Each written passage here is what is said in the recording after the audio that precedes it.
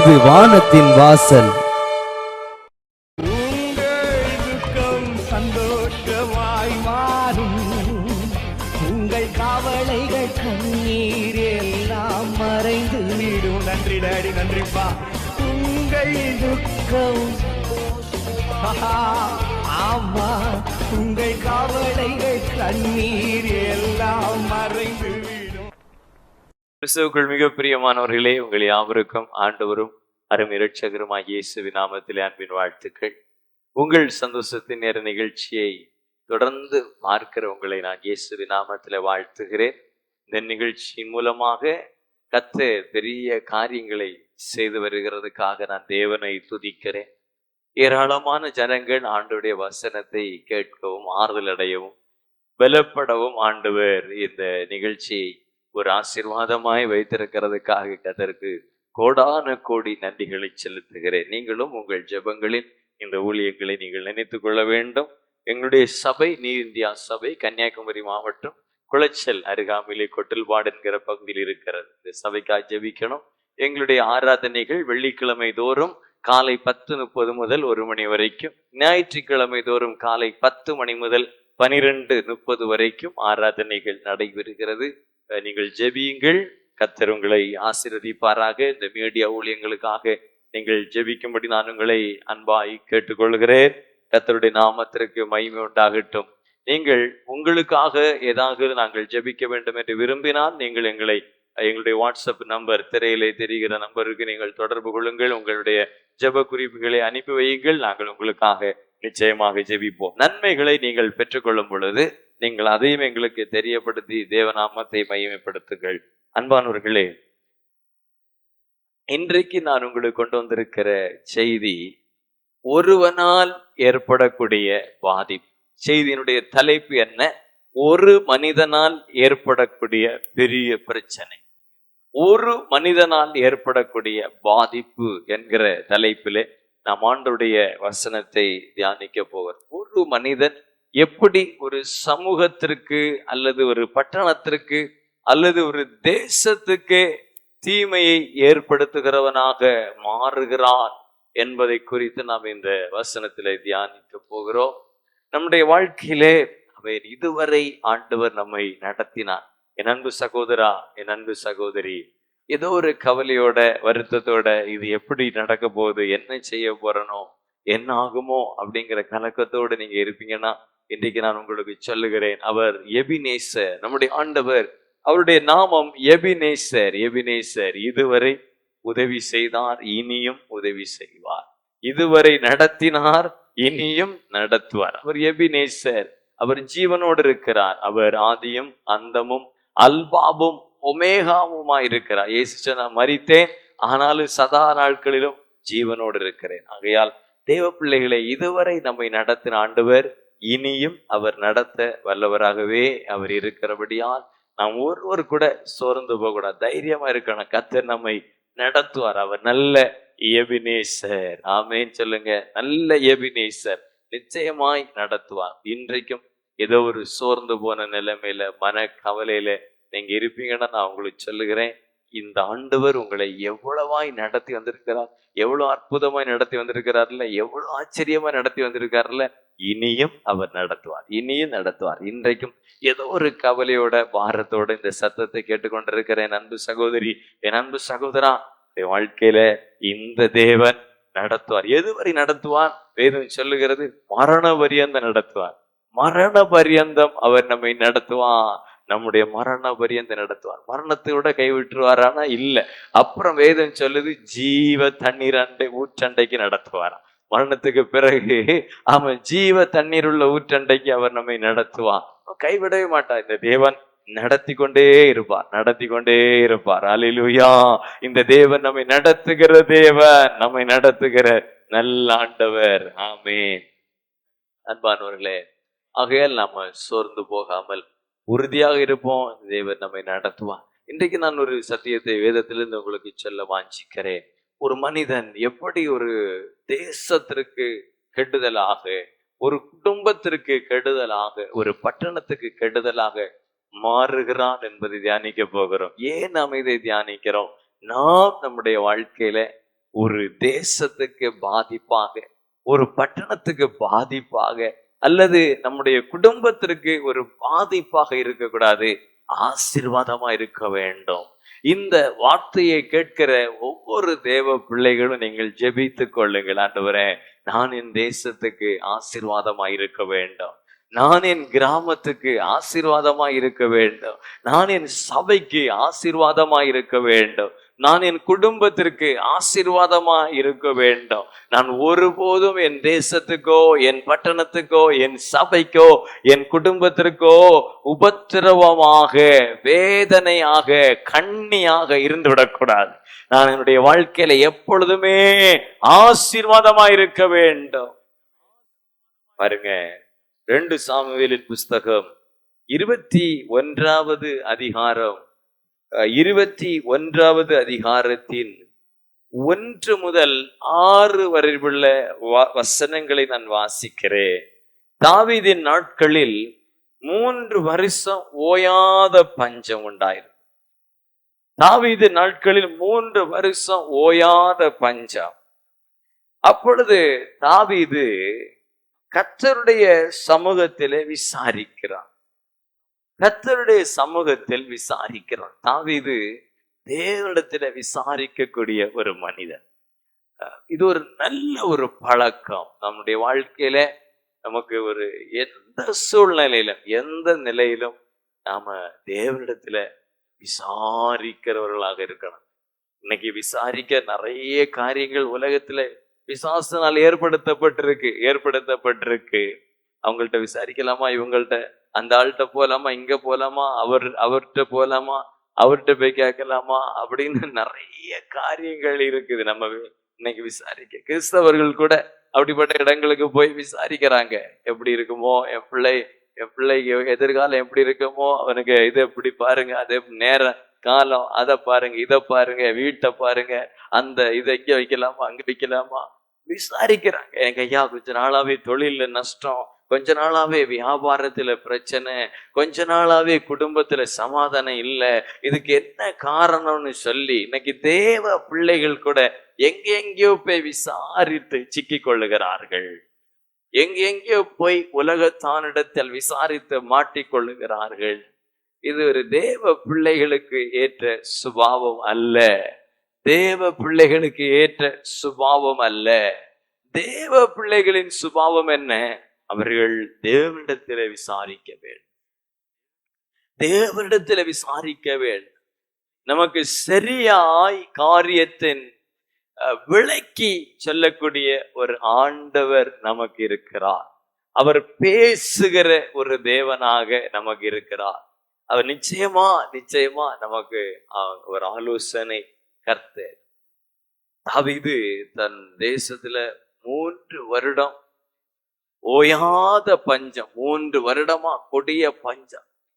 தேவனிடத்துல போறான். ஆண்டவரே, என்ன ஆண்டவரே இது, எதனால இப்படி இருக்கு என் தேசம், எதனால இந்த பஞ்சம், ஓயாத கொடிய பஞ்சம், தேசம் தத்தளிக்குது ஆண்டவரே அப்படின்னு விசாரிக்கும் போது ஆண்டவர் சொல்லுகிறார், கர்த்தர் கிபியோனை கொன்று போட்ட சவுலுக்காக, பாருங்க, கிபியோனியரை கொன்று போட்ட சவுலுக்காகவும் இரத்த பிரியரான அவன் வீட்டாருக்காகவும் இது உண்டாயிற்று. சவுல் என்கிற ஒரு மனிதனை ஆண்டவர் சுட்டி காட்டுகிறார். சவுல் என்கிற ஒரு மனிதனுடைய குடும்பத்தை ஆண்டவர் சுட்டி காட்டுகிறார்.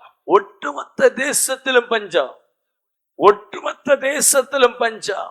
தேசம் தத்தளிக்குது, ஓயாத கொடிய பஞ்சம். மக்கள் பசியிலும் பட்டினிலும் வாடுறாங்க. சிறு குழந்தைகள் கதறுகிறது, உணவில்லை, ஐயோ என்று ஓலம். எங்கும் எங்கும் எங்கும் பசி கொடுமை, பசி கொடுமை, ஓயாத பஞ்சம், தாங்க முடியாத பசி கொடுமை. தாவீது என்ன நம்ம செய்து பார்த்துட்டு கடைசியில வேற வழி இல்லாம, ஆண்டவரே என்னுடைய எல்லா முயற்சியும் தோல்வி அடைஞ்சிட்டு, இப்ப ஆண்டவரே என்னப்பா, ஏன் இப்படி என் தேசத்துல இப்படி, ஏன் ஆண்டவரே நீர் என்னோடு தானே இருக்கிறீர், என் தேவன் தானே, எனக்கு வாக்கு கொடுத்த தேவன் தானே, ஏன் ஆண்டவரை இப்படி விசாரித்த போது ஆண்டவர் சொல்ல, சவுலுக்காக. சவுல் கிபியோனியர்களை கொன்றான். கிபியோனியர்களை கொலை செய்தான். அது எனக்கு பிரியமானது அல்ல. கிபியோனியர்களை சவுல் கொலை செய்தான். கிபியோனியர்களை கொலை செய்த சவுலுக்காகவும் இரத்த பிரியரான அவருடைய வீட்டாருக்காகவும் தான் பஞ்சம். கொஞ்சம் யோசித்து பாருங்க, இது எந்த விதத்துலங்க நியாயம்? ஒரு மனுஷன் தவறு செய்யறான், அவனுடைய குடும்பம் தவறு செய்து அவர்களை தீர்த்து கட்ட வேண்டியதானே, அவங்க கதையை முடிக்க வேண்டியதானே. அவர்கள் அந்த ஒரு நபருக்காக, அந்த ஒரு மனுஷனின் நிமித்தம் ஒட்டுமொத்த தேசமும் தத்தளிக்குதே. அந்த ஒரு மனுஷன் நிமித்தம் ஒட்டுமொத்த தேசமும் தத்தளிக்குதே. இதுதான் வேதத்தில் சொல்லப்படுகிற ஆழமான சத்தியங்கள் இதில் இருக்கிறது, ஆழமான காரியங்கள் இதில் இருக்கிறது. அவ தவறு செய்கிற அந்த ஒரு நபரின் நிமித்தம் ஒட்டுமொத்தம் தேசத்துக்கு பாதிப்பு வருது, ஒட்டுமொத்த தேசத்துக்கு பாதிப்பு வருது. பாருங்க, இன்னைக்கு நம்முடைய வாழ்க்கையில ஆண்டவருக்கு பிரியம் இல்லாத எத்தனையோ காரியத்தை நாம செய்யறோம். சவுல் ஒரு காரியத்தை செய்யறான், கிபியோனியர்களை கொலை செய்யறான். கிபியோனியர்கள் கொலை செய்யப்படுகிறார். யார் இந்த கிபியோனியர்கள் என்று நம்ம வேதத்தை வாசிக்கும் போது, யோசுவாவின் புஸ்தகத்துல 9வது அதிகாரம் 3வது வசனத்திலிருந்து நம்ம வாசிப்போமானால் அங்கே இருக்கிறது. மோசேக்கு பிற்பாடு யோசுவாவின் தலைமைத்துவத்தின் கீழ் இஸ்ரவேல் ஜனங்கள் தொடர்ந்து யுத்தங்களை பண்ணி தேசங்களை பிடிக்கிறாங்க, எரிகோவை பிடிக்கிறாங்க, யோர்தானை தாண்டி வராங்க, ஆயி பட்டணங்களை முறியடித்து வராங்க. யோசுவாவின் தலைமையில ஒரு தொடர்ந்து ஜெயம். யோசுவாவின் காலம் எழுப்புதலின் காலம். எழுப்புதல் அதிவேகமான ஒரு வளர்ச்சி, அதிவேகமான ஒரு சுதந்திரித்தல் யோசுவாவின் நாட்கள் நடக்கிறது. மோசே நாட்கள்ல வனாந்திரத்துல சுத்தி அலைந்தாலும் மோசேக்கு பிற்பாடு யோசுவாவின் காலத்தில் ஆண்டவர் வேகமாய் காரியங்களை செய்ய ஆரம்பிக்கிறார். அதிவேகமாய் ஆண்டவர் சில காரியங்களை நடப்பித்து கானானை சுதந்திரிக்க பண்ணினதை நாம பார்க்கிறோம். இவை யோசுவாவின் காலம் ஆரம்பிச்சு பயங்கரமான யுத்தங்கள் யோசுவாவால் நடப்பிக்கப்பட்டு பெரிய ஜெயத்தை ஆண்டவர் கொடுத்து வருகிற காலகட்டத்தில இப்பொழுது ராஜாக்கள் எதிராக வந்து யுத்தங்களை செய்கிறார்கள்.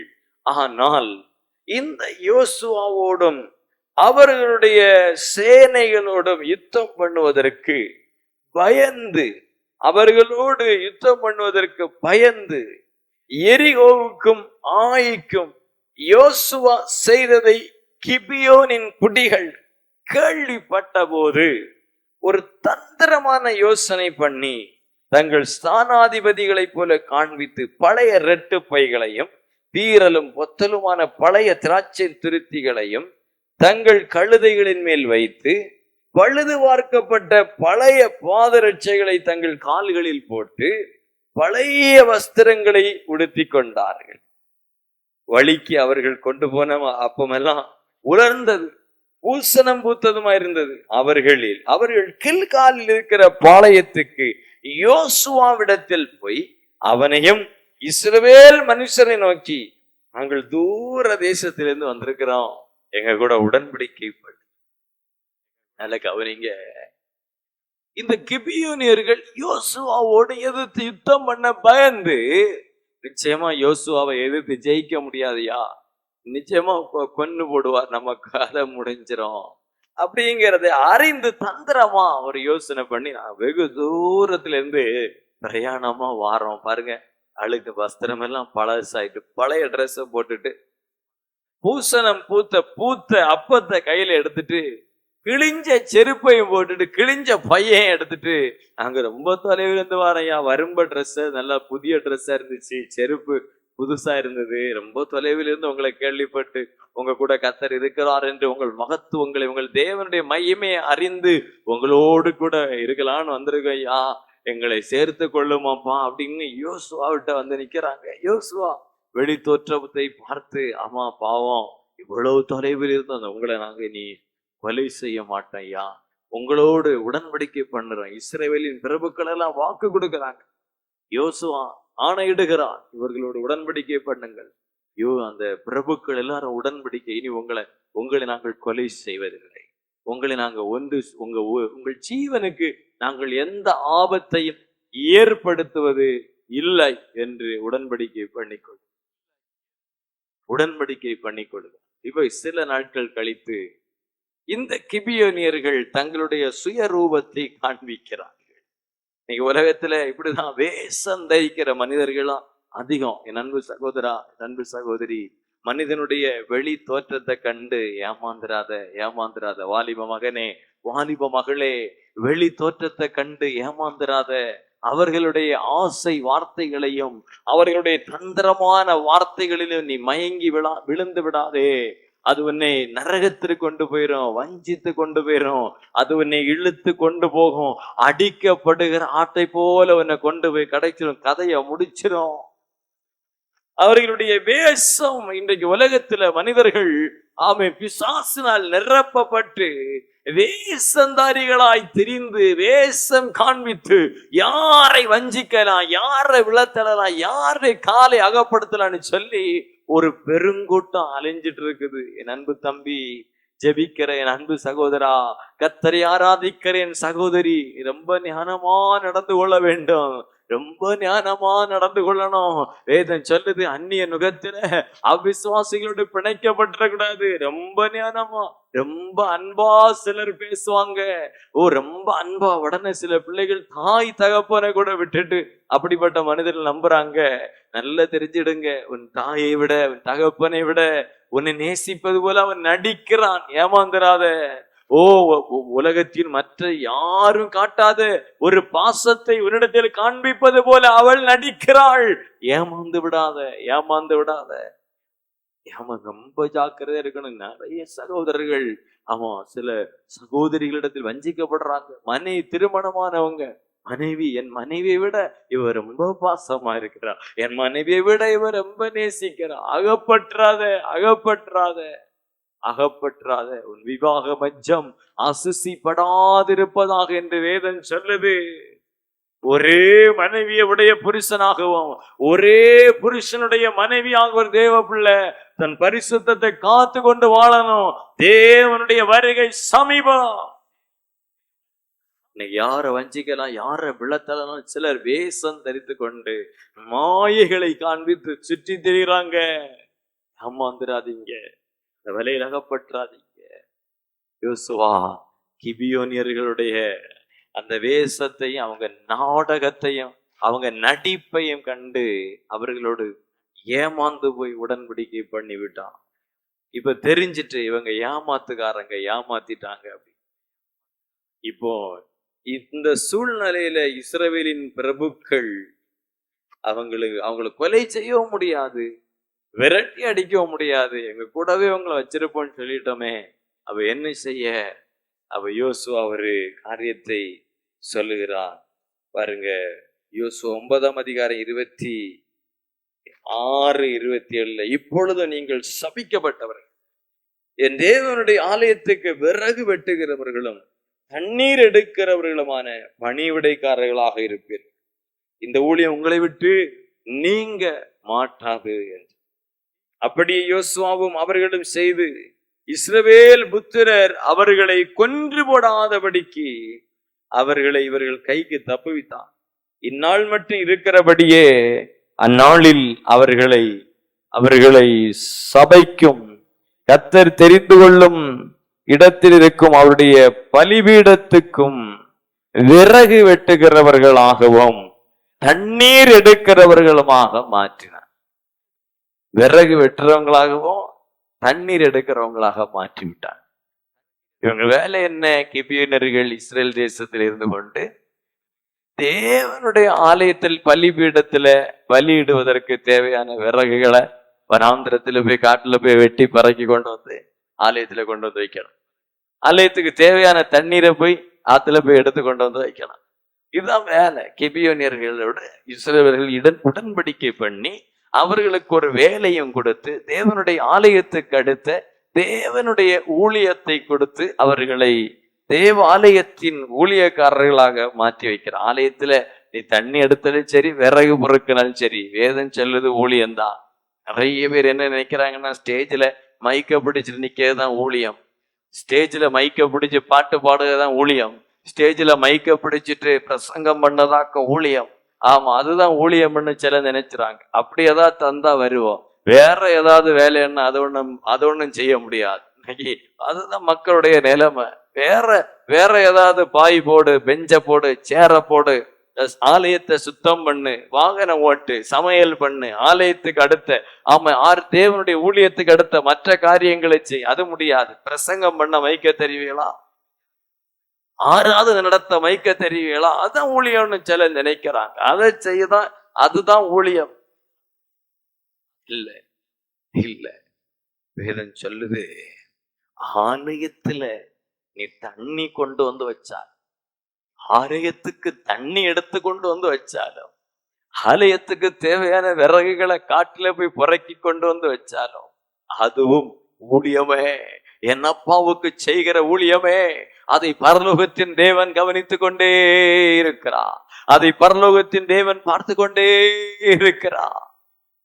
பாருங்க, இந்த கிபியோனியர்கள் தேவனுடைய ஆலயத்துக்கு அடுத்த வேலைகளை செய்து கொண்டிருந்த இந்த கிபியோனியர்களை அவசரப்பட்டு சவுல் வைராக்கியத்தினால இஸ்ரவேலர்களை தவிர ஒருவனும் என் தேசத்தில் இருக்கக்கூடாது என்கிற வைராக்கியத்தினாலே கொலை செய்தான்.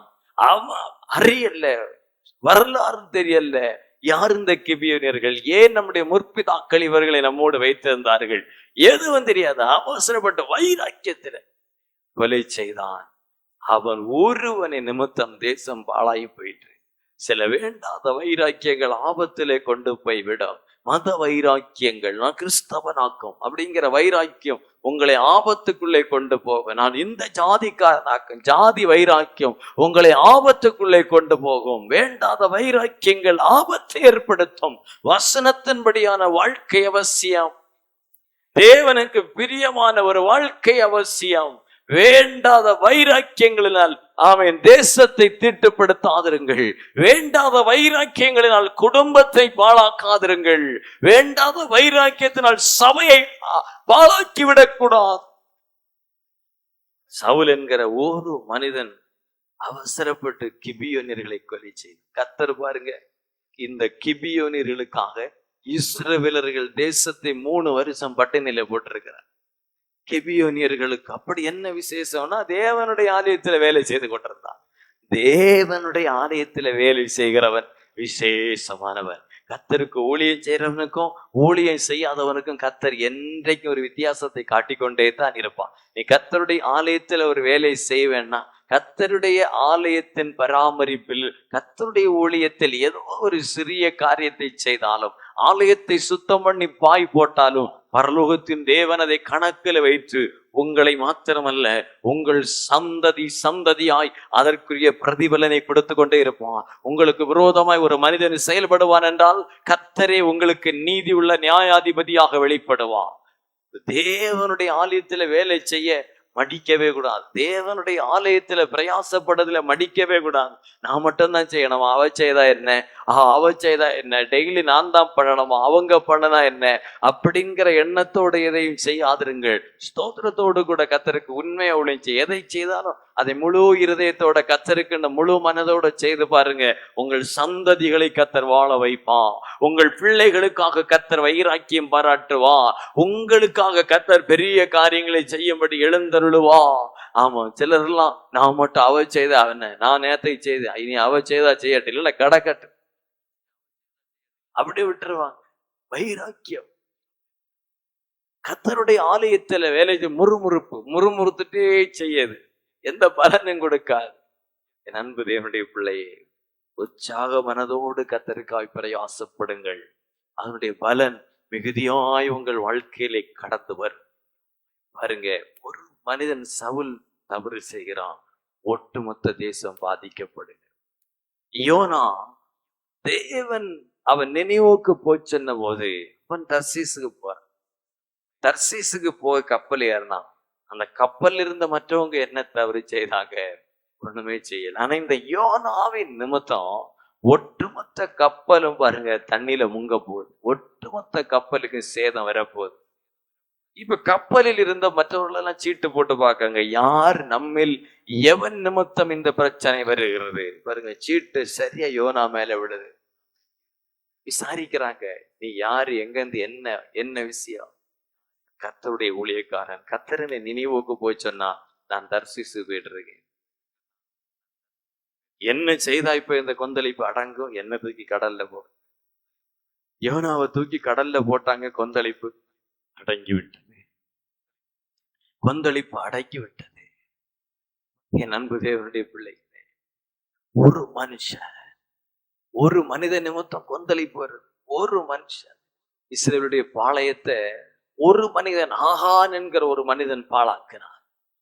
வேதம் சொல்லுது, நான் உங்கள் பாளையத்துக்கு வந்து விட்டு அது தீட்டுப்பட்டிருக்கிறதுனாலே, அசுசிப்பட்டிருக்கிறதுனாலே உள்ளே வர முடியாமல் திரும்பி போகாதபடிக்கு உங்கள் பாளையம் எப்பொழுதும் சுத்தமா இருக்க வேண்டும். உங்கள் பாளையம் எப்பொழுது சுத்தமா இருக்கணும். கர்த்தராகிய நான் உங்களுக்கு விளங்குற மாதிரி சொல்றேன். உங்கள் வீட்டுக்கு உங்களை ஆசீர்வதிக்க வரும் பொழுது உன் வீட்டுக்குள் நுழைய முடியாதபடி உன் வீடு அசுத்தமா இருந்தால், உன் வீடு பாழா இருந்தால், நான் திரும்பி போய் விடுவேன். உன்னை ஆசீர்வதிக்காதபடி, நான் உனக்கென்று கொண்டு வருகிற நன்மை உனக்கு தர முடியாதபடி, உன் வீட்டுக்குள் நுழைய முடியாதபடி உன் வீட்டை பரிசுத்த குலைச்சலாக்காதே. உன் பாளையம் எப்பொழுதும் சுத்தமா இருக்கணும். நான் வந்து உன் நடுவில் வாசம் பண்ணுவேன், நான் உங்களுக்குள் வாசம் பண்ணுவேன், உன் நடுவில் உலாவுவேன், உங்கள் தேவனா இருப்பேன், உங்கள் தகப்பனா இருப்பேன். அசுசிப்படுத்தாத, உன் சரீரத்தை தீட்டுப்படுத்தாத, சரீரமாகி ஆலயத்தை தீட்டுப்படுத்தாத என்பது புதிய ஏற்பாடு. என் அன்பு தேவனுடைய பிள்ளைகள், இஸ்ரேலுடைய பாளையம் ஆகான் என்கிற ஒரு மனிதன் சாபத்தீடானதை வஞ்சித்து எடுத்து வச்சு தன் நடு வீட்டுல குழி தோண்டி போச்சு வச்சிருக்கான். நடு வீட்டுல பட்டணத்துல இஸ்ரவேலர்கள் முறிந்து விழுறாங்க. கர்த்தர் யோசுவா கர்த்தர்கிட்ட விசாரிக்கிறேன், என்ன ஆண்டவரே, இப்படிதான் ஒருவன் உன் பாளையத்தில் ஒருவர் எடுத்து வச்சிருக்கான், வீட்டு நடுவுல குழி தோண்டி போச்சு வச்சிருக்கான், அதை எடுத்து வெளியே போடு, அவன் அப்புறப்படுத்து. அந்த ஒரு மனுஷன் ஆகா நிமித்தம் ஒட்டுமொத்த இஸ்ரவேலர்களுக்கும் தோல்வி. என் அன்பு சகோதரா, மனைவி ஆண்டவரை தேடுவாங்க, நல்ல ஜெபிப்பாங்க, ஆராதிப்பாங்க, பிள்ளைகள் ஆண்டவரை தேடுது, உண்மையுள்ள பிள்ளைகள இருக்கு. ஆனா உன்னுடைய ஜீவிதம் ஆண்டவருக்கு பிரியம் இல்லாம இருக்கு. ஊதாரிய போல மதுபானத்தை குடிச்சிட்டு அலையிற உன் நிமித்தம் உன் ஒட்டுமொத்த குடும்பமும் தத்தளித்து கொண்டிருக்கிறது. என் அன்பு சகோதரி, உன்னுடைய ஒரு ரகசிய பாவத்தின் நிமித்தம் ஒட்டுமொத்த குடும்பம் தத்தளிக்குது. என் அன்பு மகளே, மகனே, என் அன்பு தம்பி, தங்கச்சி, உன் பெற்றோர்கள் கண்ணீரோடு தேவ சமூகத்துல ஜெபித்து பிரயாசப்படுறாங்க, கடினமா உழைக்கிறாங்க.